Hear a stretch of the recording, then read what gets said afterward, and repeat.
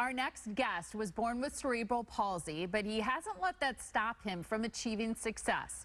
March is Developmental Disabilities Awareness Month, and Tom Jenkins says with the high turnover in the workforce, there's never been a better time to start a business like he did. We are super happy to welcome Tom to the Morning Blend. Good morning to you.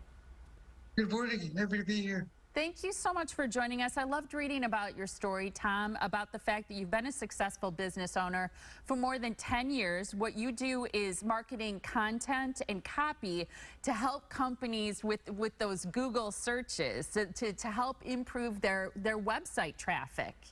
Right. When did this idea come to you to start a business? Because it's obviously ambitious for any of us to be entrepreneurs. Right. Well, I did the job search after college for about 5 years. I got part-time jobs and internships, but really couldn't make anything stick.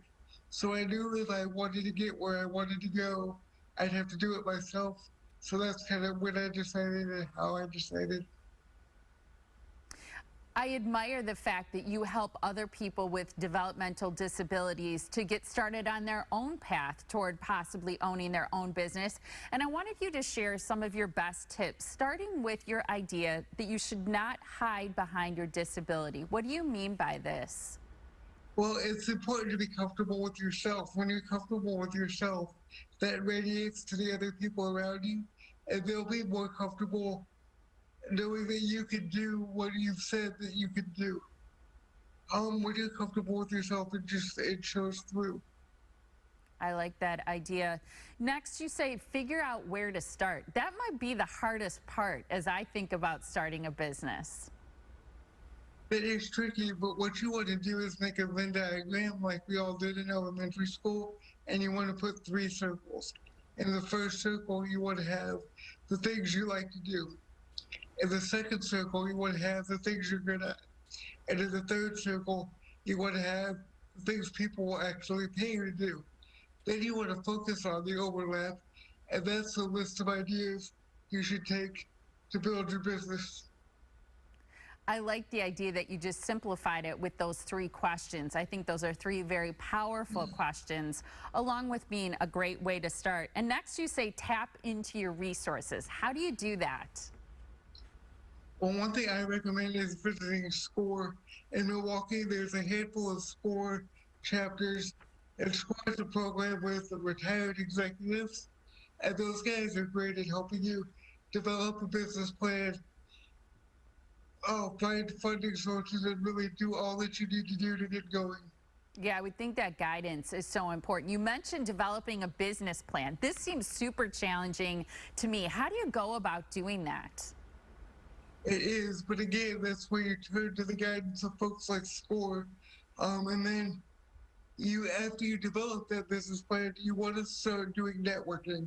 So you want to develop an elevator pitch and start going out to places like trade organizations and local networking events and just talking to people about what you're doing.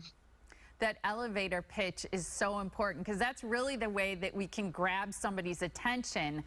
Your last tip number 5, is to start spreading the news. So if you're going to be successful, you can't keep it to yourself, right? Yeah, so once you've got the elevator pitch, you want to make a list of 100 folks that you're comfortable reaching out to and call them and tell them who you are, what you do, who you help, and success stories that you've had. And then you tell them this and ask them if they can give you any resources or point you to anybody that can help you along the way. I like that you make the point, Tom, that it's challenging for many people with disabilities to think about. They may be hesitant about starting a new business. But this is hopeful because, as you mentioned, the turnover in the workforce, this is truly a good time to consider it and start making a plan with the tips that you gave us. Right. Thank you so much again for your time today. We really appreciate it. Thank you, Molly. Happy to be here. Thanks for having me. It was so nice to meet you. And I'm make sure that people know how to rewatch this segment or perhaps send it to one of their friends. People can go to our website, themorningblend.com, again, to rewatch the segment or share it.